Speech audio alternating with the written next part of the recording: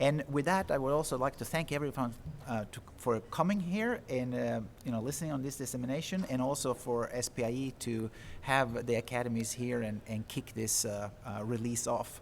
So the title of the report is Optics and Photonics, Essential Technologies for Our Nation.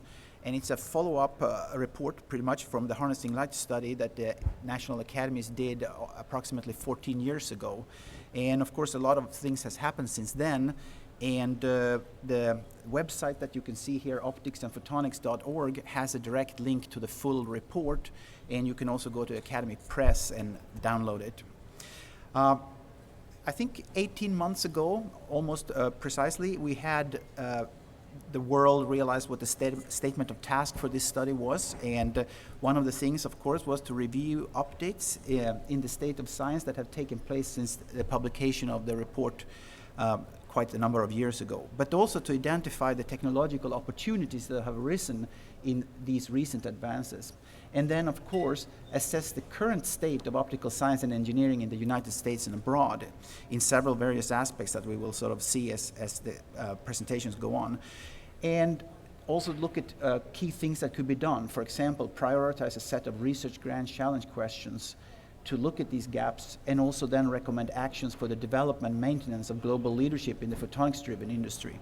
So that's very important, and the National Academies got sponsorship to do that, and the government is our key, funder in terms of the fact that we are giving them advice, and AFOSR, and this is in alphabetical order, and the Army Research Office, and the DARPA, two different departments there, DSO and MTO, Department of Energy, Basic Energy Sciences and ERE, as well as NIST, NSF, and OSA and SPIE, all contributed to sort of make this happen. And the academies then pulled together a study committee, and you see all the names here, and the two co-chairs is Dr. Paul McManamon and Dr. Alan Willner, and we will now begin and hear from Alan Willner what the committee actually have worked on these 18 months. So with that, Alan. Thank you. So really, it's absolutely a privilege that Paul and I were able to work with the committee to work with Eric, with Maria, with Dennis. There's a whole team at the National Academies that without whom this really wouldn't have happened.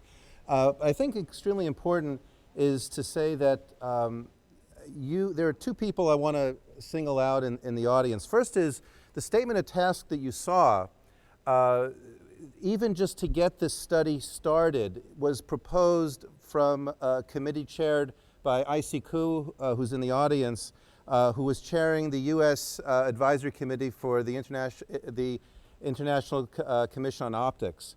That was a proposal put in front of the academies and then was approved.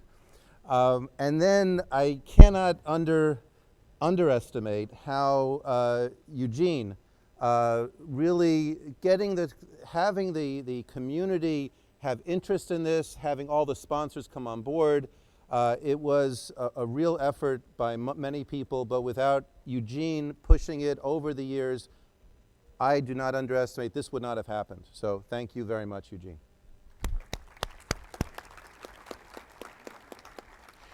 One of the things that, for those of you who remember Harnessing Light, which was published in 1998, the world has changed in optics and photonics since then. In 1998, there was a lot of hope that optics and photonics would impact our lives. Well, we've seen it happen. It's cemented itself as a key enabler across so many areas of our lives, our daily lives. Key issues are now not only the fundamental science, but the economic impact that it has on our community, on society. This is Paul reminds me that I said this in our first meeting. This is a dream team in terms of a committee, really very distinguished people. Four of the people on here are basically involved in economics. So this was very much, and you'll hear from Paul in a few minutes, it's very much about the economic impact and how do we use the study to influence policymakers decision makers to strategically implement activities and worthwhile policies to help us achieve our future growth. So the motivation for the study was that, and we all know this, it's preaching to the choir, so many aspects of optics and photonics has advanced by orders of magnitude. The internet as we know it would not exist today if not for optical communications. Optical clocks are orders of magnitude more precise. Another thing that has changed is that manufacturing and innovation has accelerated on a global scale. If you look at the publications that are coming in from around the world in all of the societies, there's a tremendous amount coming in outside of North America. And so the world is getting flatter as we know it. And so how do we, in the US, maintain leadership, but also have the entire globe, the rising tide? How do our policies also help to advance the whole area of optics and photonics? And if Bob Beyer made a comment to me, this goes back to, it was at Photonics West a year and a half ago, and he said, he held up an iPhone and he said, it's amazing, the iPhone, there's so much optics in here. So the iPhone, the screen is of course, and very few people realize that optics makes the iPhone happen the way it does. So the screen, the chip inside the iPhone is made by optical lithography. The housing is machined by lasers in manufacturing. If you want to do a search, if you do a search on your smartphone, although it's a wireless connection, of course it goes into an optical fiber. And then when it goes to a data center, as you'll hear from Paul, we heard as a committee that some of the larger data centers have as many as 1 million lasers to enable the interconnections. That is amazing. So it has really become a wonderful thing. And just as a fun fact, for those of you, when we were doing the study, Time magazine every year comes out with its 50 best inventions. And we sort of went through, and it was truly amazing that 12 of the 50 were directly benefited by optics and photonics. And I would wager to say that the rest of it made use of it in some way as well. So the challenges that the committee faced were somewhat daunting when we came together. So we came together February, our first meeting was February of last year. And you come up against optics and photonics and the field is enormous. How do we get our hands around this? And so we really had to look and figure out what did we want to try to concentrate on, who was our audience. We had to figure out who are we trying to impact? And it became, of course, the decision makers, past, present, and future decision makers. The field impacts many different market segments, so we had to pick market segments that had we felt the biggest impact on our daily lives and for the future. And we clearly needed to think beyond our own borders, and it really is a global industry. We found that, and you'll hear from Paul, you can't get data on optics and photonics. So as an example, the Department of Labor in the United States has no category for optics or photonics. So if we wanted to find out information on, well, how many people in the workforce work in our area, you can't find it. Just because, something, if we talk about data centers, there are lasers in there, but there's no way to nobody quantifies these things. And so getting data was nearly impossible for us, and that's, you'll see, one of our key recommendations for moving forward. The goals, this moving forward, is that leadership, it's really twofold in terms of the US. We should maintain a leadership position, but what we do should also help advance globally what is in optics and photonics. We wanted to try to provide compelling arguments that people could take following the publication of the study, people can take and try to influence decision makers to say, this is important, here are some policies, or decisions that should be made. We want to, of course, advance the future of optics and photonics, and we want to do it by, it's not about the people just within, let's say, DARPA giving money. We know that. It's much broader than that. It's the people who on the Hill, on Capitol Hill. It's people in the White House. It's the people in the federal agencies. Very importantly, it's people in companies. We want the CTOs, the CEOs, the VPs of engineering, the VPs of manufacturing to understand that their company is relying on optics. A company like Google understands that. It's a search engine company, more or less. I'll paraphrase that. But they understand that optics, and they fund optics work. But we want that to be pervasive, that companies in general understand that it's an enabler, and they need to care about it. It's not just going to be something you go to Fry's and pick up, right? You have to nurture this. So these are the chapters. It's not a small study, okay? We actually thought at the beginning we could try to really cook it down to maybe 50 pages, and we were off by several dB. Okay. Very importantly, though, you'll see that Chapter 2 is the impact of photonics on the national economy. We always felt that that was going to be one of the most important issues. We all deal with technologies, but they all feed into what kind of impact will it have. And this is my last slide before turning it over to Paul. So I don't know, my kids would know, the study has layers. You know, that's a takeoff of from the movie Shrek. Ogres have layers. Okay. There are layers in the study because you're going to hear from Paul some examples of our grand challenges and our key recommendations. But the study has a lot of hooks in it.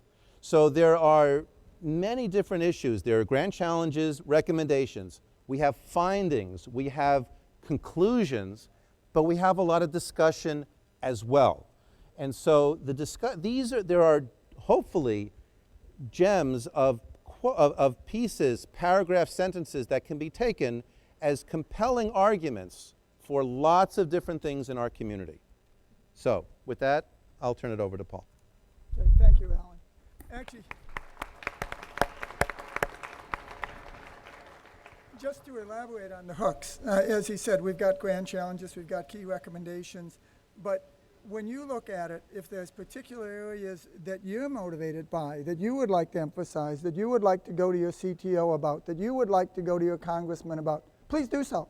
You know, just because we highlighted certain things, there's a lot of other hooks in there, as he said, that are really, really neat. Before I hit the things that are on this particular chart, one of the things that I would like to mention is a little bit about the title. You know, I won't be insulted if you still call it Harnessing Light 2. You know, that's okay.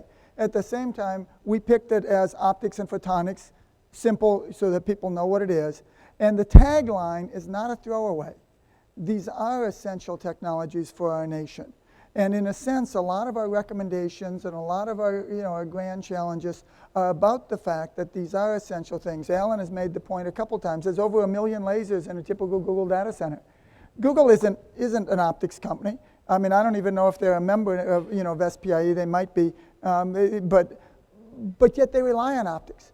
A whole large percentage of our economy relies on optics in the sense that it's an enabler, that things either wouldn't be there or they'd be much worse. They wouldn't be anywhere near as robust. Yeah, you can weld in other ways, but there's a reason why they switched to laser welding. The internet, I don't think over twisted shielded pairs you'd be downloading movies. It just probably wouldn't happen. So anyway, so that's just sort of off to the side. I think the essential technologies for our nation is one of the key messages that I'd like to have you take to your congressman, to your CTO, to your various people in the government agencies. So then anyway, back, grand challenges. Here's some examples of grand challenges. Develop a seamless integration of photonics and electronics components as a mainstream platform for low-cost fabrication and packaging of chips for communication, sensing, whatever.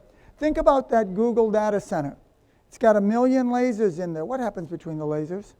I mean, right now, what happens is you got to convert it You detect it, you convert it to electricity, then you do something in an integrated circuit, then you convert it back. Wouldn't you rather have just one chip there that does all that? Wouldn't that be more efficient? And and I think we can invent these things, but it is a grand challenge. Develop military platforms capable of wide area surveillance, exquisite object ID, high bandwidth free space communication, laser strike, and defense against missiles. The Department of Defense not too long ago happened to generate or demonstrate an airborne laser. We did that. It was great. And then we said, thanks. But I don't see a real vision for the next generation. This is a good vision for the next generation. And oh, by the way, if you got all those optics up there, why aren't you using them to do exquisite surveillance? You know everything that's going on wherever you want to know. Why aren't you using them to do high bandwidth laser communication? Maybe instead of having separate programs to do all those, you could synergize them and have one program, even though it might be different organizations, and I think it'd be more efficient. Develop optical sources and imaging tools to support an order of magnitude increase in resolution for manufacturing. People have talked for lithography about EUV, and it's really tough, and there's a question whether you should go beyond that. But imagine, most of you are probably familiar with 3D printing or additive manufacturing, and we talk about that a fair amount in the advanced manufacturing part of the study. You can't print a lens right now. Imagine if instead of just printing a lens, imagine if you print a whole laser. Or you print a whole optical system. If it can be done if they can print a Stradivarius and take it out of the printer and the person can play it, why can't you print a whole optical system, and instead of all this manufacturing complexity where you make all the different parts and you grind the lenses and you polish the lenses and you stick them in here and all this, you just print the whole doggone thing. Wouldn't that be slick? Well, why can't you do it now? You can't do it now because we use things like laser sintering, where you're interfering laser beams, which says that you're not doing it to the resolution that it's a 20th of a wave or a 10th of a wave. You've got to go to shorter wavelengths in order to do that. And if you're going to go to shorter wavelengths for that, why don't we use it for lithography as well? Another one down at the bottom, invent the technologies for the next factor of 100 cost-effective capacity increase in our optical networks. Since the inception of the internet, every decade, we've had about a factor of 100 growth in the internet. When we had Google, Facebook, and Apple all in the room at the same time for one of our meetings, they all agreed we were going to hit a wall in terms of growth between 2013 and 2014. And they all agreed that none of them were really doing anything about it, because they're not like the old-time Bell Labs. 30 years ago, Bell Labs would be working on the long-term stuff because they had deep pockets with an AT&T that didn't have to compete. Now you don't have labs like that. So companies tend to shorten up the horizon and do near-term things.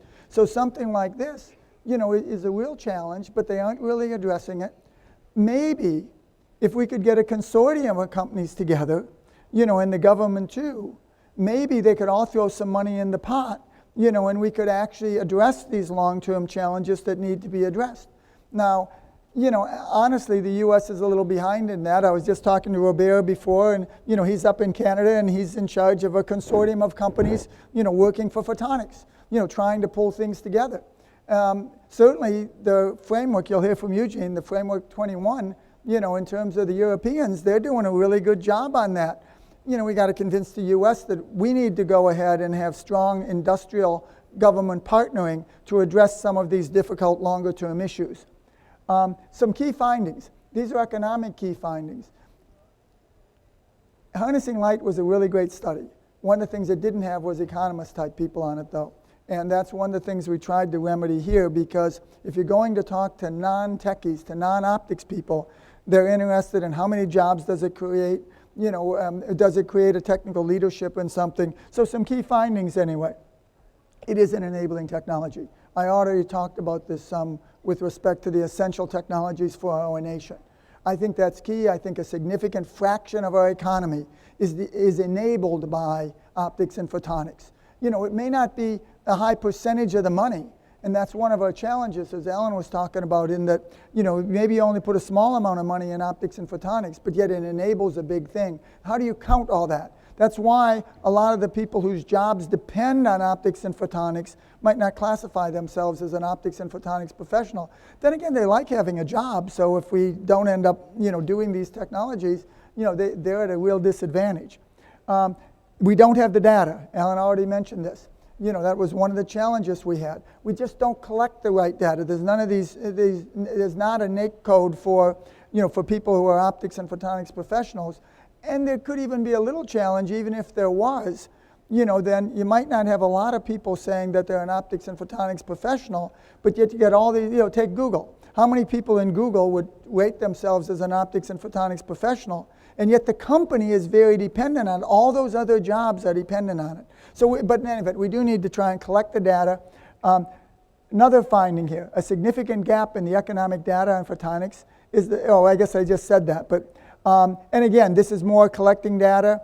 The other thing is we don't have something like Bell Labs anymore. We used to, or Thomas Watson, the Watson Labs, things along those lines. One of the key things that we recommend is a National Photonics Initiative. We believe this is extremely important in order to draw together these diverse areas to have a major impact on our nation.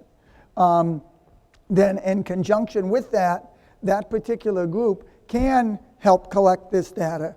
That group can be, the National Photonics Initiative, if you have one, can be the group that helps pull together industrial consortia, you know, in order to attack a problem like this factor of 100 in the bandwidth. They also can do things like coordinating across government agencies, you know, in order to see where there's synergy between different areas. Here's some example recommendations. I guess I didn't realize till we got into this study how important the global data centers are. Right now, all the major centers are in the United States. That won't last, I'm sure. But we have excess capacity on our internet. We've got good reliable electrical power, and we've got a safe environment. I think we want to try and keep a lot of those in the United States. I think we need to develop a plan for cost parity between solar cells and fossil fuel alternatives. It's okay, you know, if people subsidize them, that's great. But one political party might want to subsidize them, another one might not want to subsidize them. Whereas if it's the best deal, everybody's going to line up and buy it. There's no reason we can't make it to be the best deal. Develop new instrumentation to allow simultaneous measurement of all immune system cell types in a blood sample. According to Tom Baer on our committee, he said if you understood the immune system better, you could probably better attack over half the diseases, half the sickness in the United States. Optics can have a significant role in that. This is 15%. Health is 15% of our gross domestic product. And oh, by the way, you know, we want to drive the cost down and increase health care. We do need increasing the methods and instruments for developing new pharmaceuticals. You know, and if we can develop, actually there's an X prize right now for getting some sort of a device, so I don't have my phone on me right now, but some sort of a device that can identify 15 diseases better than a panel of expert medical doctors. You know, we need to do something along those lines. You know, that's the type of thing we need to do and enable, and most of those will probably be optics. One of our recommendations, generate light, whose photonic structure has been prearranged to yield better performance. Small companies should be encouraged and supported to address market opportunities. The additive manufacturing is a big deal. The U.S. really does well with small volume and flexible manufacturing. We can do even better if we get into the additive manufacturing. Some more findings. I don't know if most of you realize that about 2% of the power is going to these communication network and the data centers, and that rate is going up significantly. If we can make that more efficient, then of course that's a whole lot better. You know, I don't think we want to have that. We want to keep using more and more data. We want, you know, more things in the cloud, more searches, and yet we don't want the energy requirement to go up significantly. We need a trained workforce for all the different parts of it, not just the PhDs, but the technicians. And the United States does have potential problems in terms of workforce, especially U.S. nationals. You know, it's great that we have all these immigrants in the coming in, and I hope we do things where we start stapling a green card to the, you know, to all the PhDs and whatever in techie fields. At the same time, you know, if you're Northrop Grumman, if you're Raytheon, if you're the Air Force Research Lab, you can't hire a foreign person. You know, they've got to be here for a while. You know, and so we've got a real workforce issue when there's very few U.S. nationals going into science and technology. And another thing is this is a finding. The U.S. is losing first access and assured access to a lot of optics because it's starting to be manufactured overseas rather than here. The importance of education. This is throughout the report. We don't have any big high-level key recommendations or grand challenges. At the same time, I believe we've got a crisis in terms of U.S. national science and technology education. In particular, yeah, I think we've got great universities. It's shown, fortunately, by all the foreigners coming in. At the same time, we aren't getting that many of our young kids to go into science and technology. It's got to start young. We also do need trained technicians. We need to emulate people like Germany who do a really good job in terms of trained technicians. We do need the folks who are U.S. citizens that can be hired by the defense industry. And, in terms of our blue-collar skilled workers, which relate to the technicians, we need to be able to have those for high-tech industry. Summary, optics and photonics are critical enablers. They influence a significant fraction of the U.S. economy. And a lot of the time, people don't realize how big that impact is. We do need to develop a national photonics initiative in order to help coordinate, stimulate, synergize among the different areas. And I do think that there's excellent opportunities for U.S. technical leadership. One of the challenges to you out there is to make sure that we, the United States, don't miss this opportunity like we missed harnessing light. The Germans did a great job on harnessing light, and their economy robustness is partially dependent on the fact they read the study and paid attention. Hopefully this time the U.S. will read the study and pay attention. Okay, switch hats. I'm now not acting as co-chairman of the National Academy of Sciences study. But these are some thoughts, that in terms of where do we go from here, things we could do. We do need to engage industry. We want to establish a photonics caucus in the House. As soon as we know, because Cinda knows which congressmen are going to lead this, as soon as we know that, you need to contact your congressman and ask him, aren't you concerned about jobs? Why aren't you a member of the Photonics Caucus? Get on your horse and start doing it. We need to reach out to the Office of Science and Technology, to John Holdren's office, who is the science advisor for the White House. We're going to visit them on September 12th. We need to reach federal agencies, state. We need to collect this data so that we've got the data that we need, and we need advocating by you. This is just an initial list. This is, we've been brainstorming this today. We've got 4 tech societies that are interested in promoting this. The American Physical Society, the Optical Society, the IEEE Photonics, and SPIE. We've got to engage all those. This is a preliminary to-do list, so we got to make it better. So next up, anyway, is going to be Steve Anderson, the industry and market strategist for SPIE. Yeah.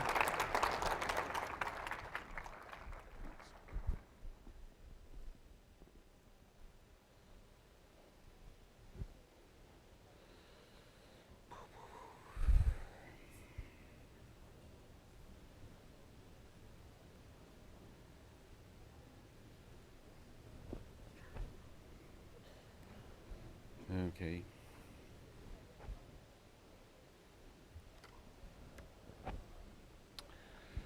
So good afternoon. I'm Steve Anderson with SPIE. Alan spoke about layers and hooks within the report. So I'm going to take a few minutes now to try and peel back some of the layers from the report. I should perhaps say that I had nothing to do with the report's creation. But I have read it, and I was asked to peel some of those layers back and perhaps identify some of the hooks that Alan also talked about. So what I'm going to do is start off with a quick review of the economic impact aspect, the numbers part of it, and how that was worked through and what came out of that. And then, as far as the hooks are concerned, I picked a few opportunities that were evident to me from the report, and obviously it's not meant to be a comprehensive list, but just some of the ones that I found interesting that I thought would interest you all. First of all, as we've heard, optics and photonics is an enabling technology. It exhibits the characteristics of what some economists call a general purpose technology, which is one that advances and fosters innovations across a broad spectrum of other areas. What is a source of a lot of annoyance to some of the people in our industry is that the profits from commercializing the outcome of photonics and technology developments often reside in industries other than optics and photonics. There are many good examples of that, but perhaps the best known one is the evolution of CDs and DVD players, where, if not all, but many of the profits evolve in Japan. The other thing about optics and photonics is that it is essentially invisible to most of the people that don't know that it's there. Paul mentioned the iPhone, or sorry, maybe it was Alan that mentioned the iPhone, and all of the optics and photonics that go into that, whether it's its operation or its manufacture. And most people outside of our industry really aren't aware of that. And lastly, I make the point that at the end of the day, photonics and optics isn't really an industry per se, but more of a broad technology set. So the report actually didn't speak directly to these technologies. There is no technical roadmap for lasers, for example, in the report. The focus of the report was much more on the applications, and I should say these applications are just examples and they don't necessarily correspond with those in the report. But they give you an idea of I guess the two basic areas that photonics is involved in: the transmission of energy and the transmission of information. One of the challenges that we face, whether you're looking at economic impact or at trying to size markets, is segmentation. Again, these segments that are shown here don't correspond necessarily with the report itself, but the point of the graphic is to make the point that all of these areas overlap to varying different degrees. And when it comes to trying to assess economic impact or market size, it's convenient for us to take all these areas and take them apart, but in real life they're not. They're all inextricably bound together. So in terms of the economics, as Paul said, data on the photonics industry in terms of output, employment, R&D investment and so on, there's nothing that's currently reported on a regular basis like that by the US government. And in fact, lasers, optics, sensors and so on don't even have their own North American industrial code. A significant gap in the economic data on photonics was the lack of systematic collection. And perhaps more important in some respects, for reasons that you'll see in a minute, even the private organizations that monitor US venture capital and other investment don't really track photonics and optics. They used to track in some detail communications and optical components that were used for that. And there's still some legacy tracking of that. But in terms of current applications of optics and photonics, it's very difficult to, even within the investment community, to tease out that information. So in terms of economic impact, what the committee was trying to do at the end of the day was to figure out what are the total industry revenues, how many jobs can be said to be derived from optics and photonics, and what's the R&D investment.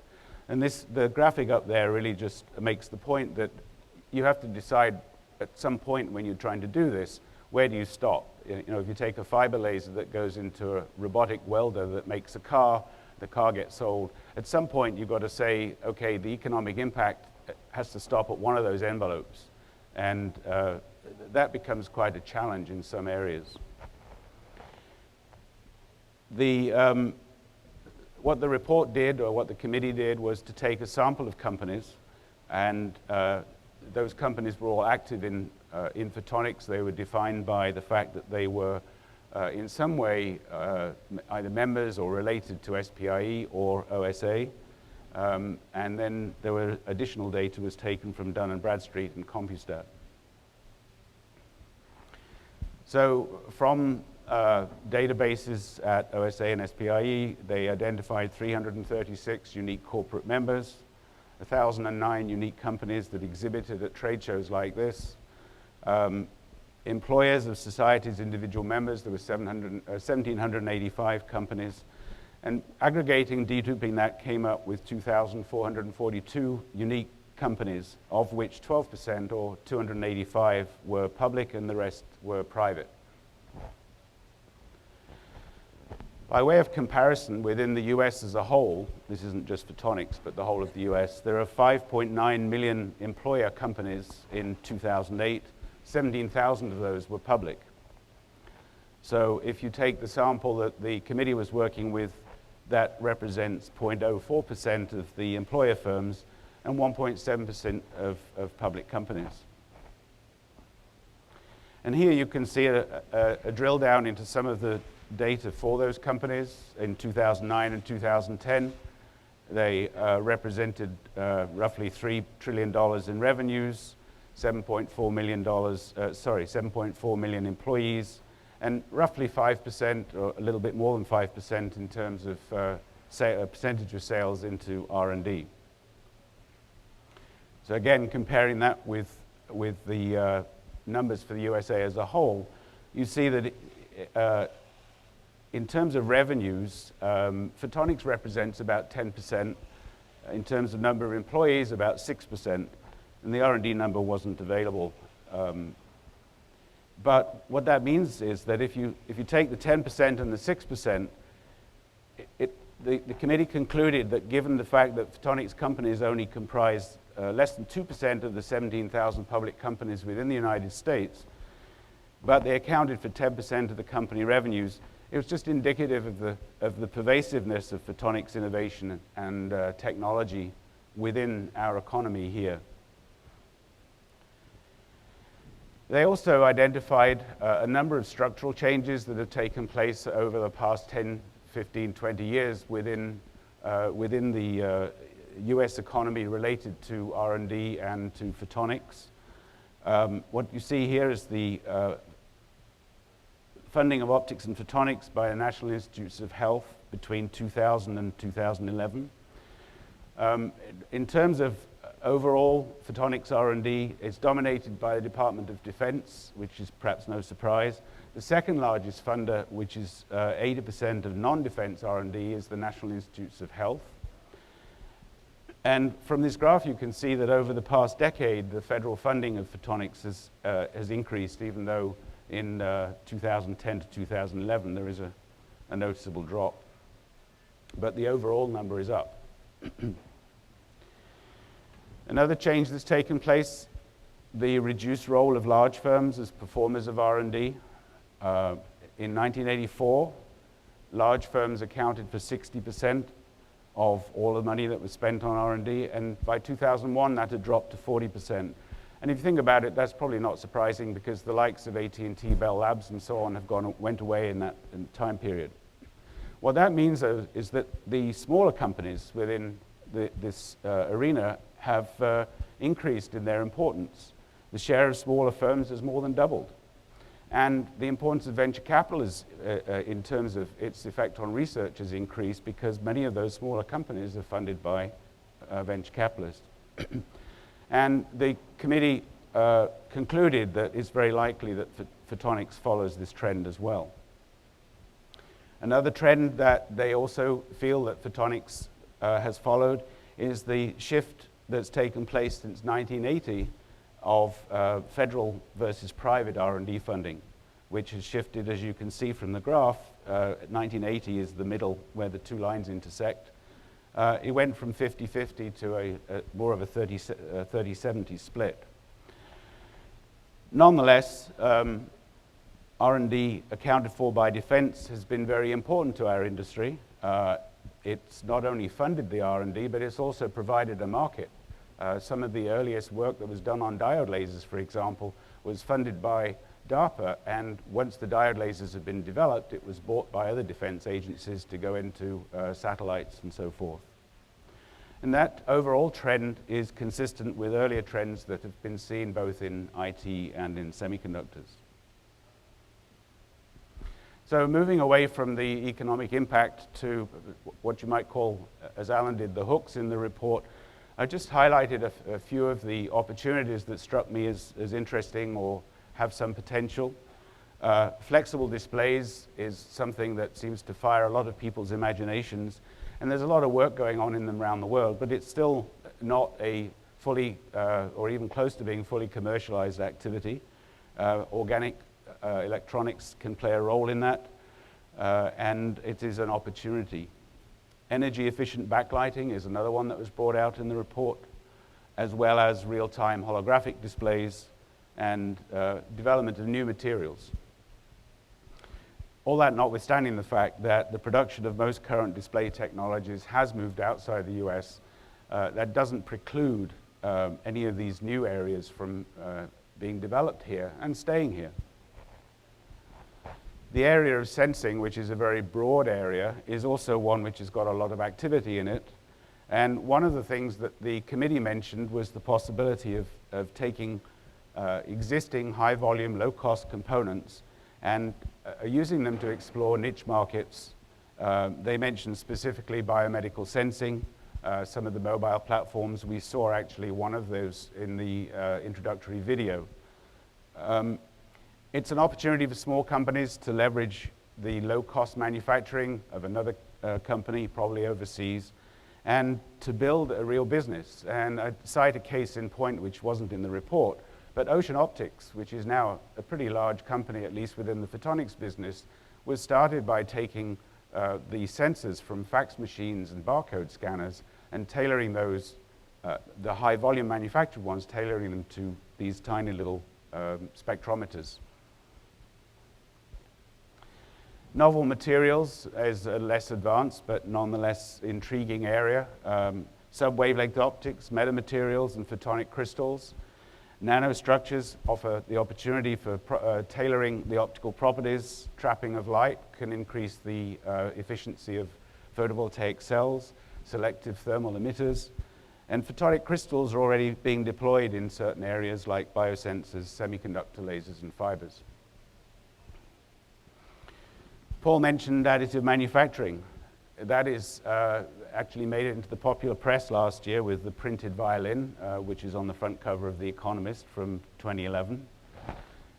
The opportunities there are significant. I won't spend a lot of time on that because Paul already mentioned it, but the point there is that there are a number of different 3D printing technologies. They're enumerated in the report. They all use significant optics and photonics. The benefits, one of the benefits is lower waste because it's an additive process instead of a subtractive one. And also you can create parts that way that would otherwise be impossible to make.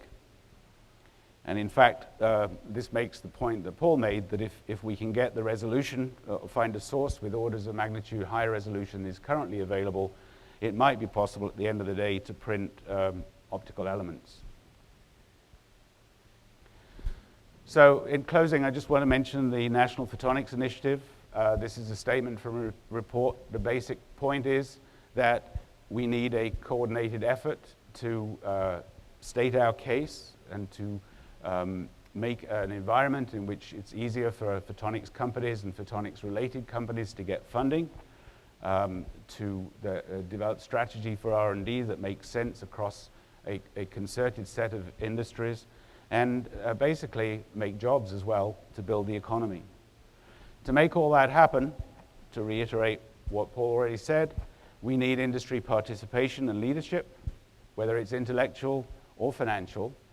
We need you, all of us, to be out there talking to our CEOs, our Congress people, and every other stakeholder to sell them on the fact that optics and photonics is a real industry, set of applications, and it's important. So I'm going to close at that point and introduce my CEO, Eugene Arthurs, who will make some closing remarks.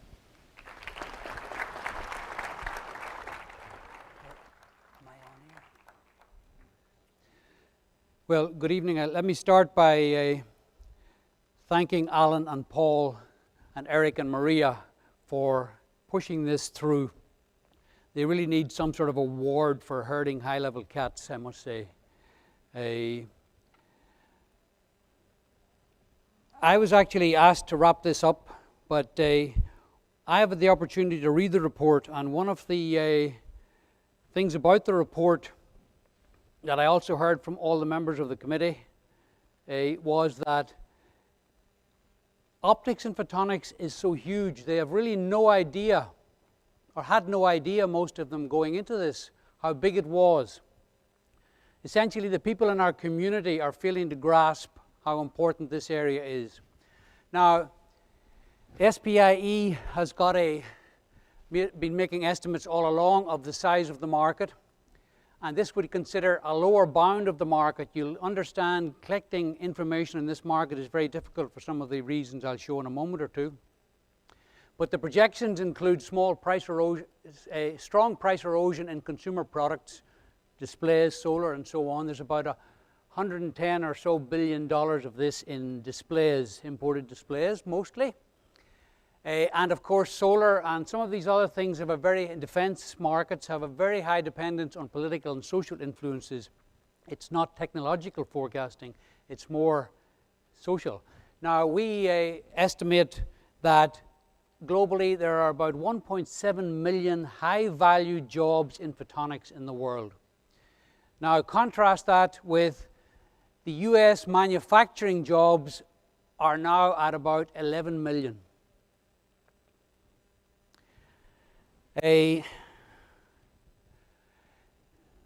Before we figured out that all of this was so convolved that you couldn't really segment it, we took a fairly simplistic approach to it and broke it down into these boxes, not again matching the report, but environmental and health sciences, for example. When I came over as a skilled immigrant some years ago, and haven't been thrown out yet, I did some work on measuring, spectral work measuring the color of newborns for jaundice measurements, and this was using scanning monochrometers. Can anybody remember those? And the output went to things called chart recorders.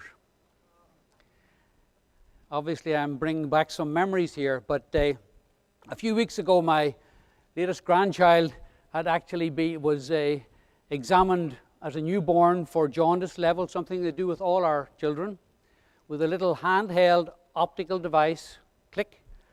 Unfortunately, the instructions did not say, do not use in a hospital illuminated by fluorescent light.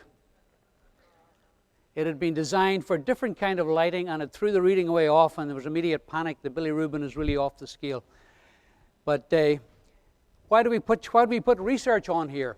In 2012, there'll be about $1.4 trillion in purchasing power parity, or $1.2 trillion spent in the world on research. Now, a huge amount, everywhere you look in research, they use optics and photonics. The Higgs boson that was found, even though it didn't know it was lost, the detectors that were used to find that were all optics and photonics detectors. In combustion studies, what do they use? Lasers, and chemistry is full of lasers. Every area of research, medical research, is full of optics and photonics. It is a very significant market in itself for optics and photonics companies. This chart was already shown by Steve, and I'm showing it again to make the point that you can't segment these because the research, it flows into all these areas, they all overlap. Segmentation is extraordinarily difficult. Now, this is actually the US balance of trade for advanced technology products. Even though the federal government spends about 130 or so billion a year on R&D, the balance of trade for high technology products has gone like that, and the green curve is for optoelectronics. Sooner or later, somebody's going to be asking, why are we spending money on R&D? Now, SPIE estimates that there are well over 15,000 global companies with optics and photonics as their core technology. And there are as many as 57,000 for which optics is important enough that they interact with SPIE. We know these, we have all these companies in our database. That number of companies, 72,000. There are, of course, many substantial companies, Canon probably being the largest company that would say it's an optical company, with $40 billion in revenue. Samsung is a much bigger company, probably the biggest technology company in the world at about 4 times that, and obviously optics and photonics are key to a lot of their products, but they would never describe themselves as an optics company. This is where in the SPIE database where these companies are. About 35,000 companies in the SPIE database, they interact with SPIE, so they've got an interest in this field in the US. And there are 116 additional countries in that long tail, with Germany being the next with the number of companies in optics and photonics, or interested in optics and photonics. And a few years ago, the UK was doing one of these strategic documents, and they were amazed actually by the fragmentation of the industry. They said there's something like 1,500 to 3,500 companies in optics and photonics in the UK, and we don't know how many. But of the ones that they managed to identify, they found that 70% were micro companies, 1 to 9 employees. That's part of the richness of this field, and part of the reason that getting data is going to be a challenge. The EU has been investing rather heavily in optics and photonics in recent days. In 2006, Photonics 21, the sort of public-private partnership that we're seeking here, presented to a commissioner, Viviane Reding, the scourge of Microsoft and some other companies, this first strategy document for photonics in Europe. And in 2012, the EU Vice President, Neelie Kroes, received the photonics vision, and she pledged her active support for another photonics public-private partnership in the new funding round, the 80 billion euro funding round, Horizon 2020 in Europe.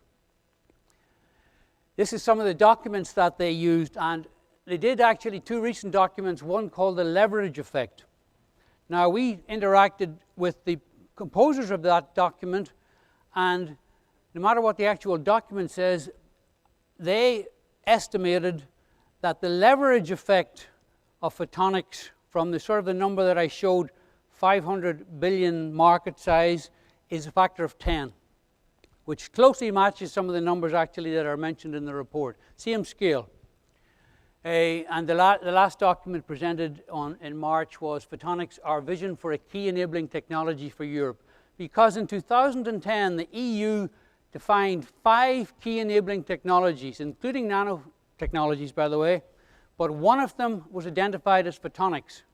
And the new funding schemes for science in Europe are actually going to be influenced, and they've said this very publicly, by those the 5 key technologies, the KETs as they call them, that have been identified.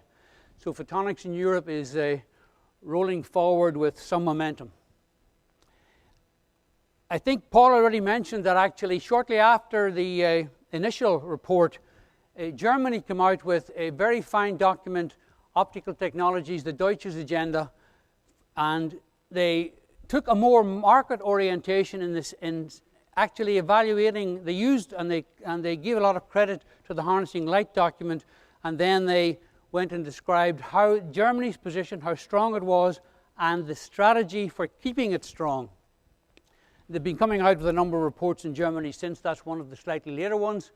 Photonics Technology Deutschland, Light is the Future, and the most recent one, Agenda Photonic 2020.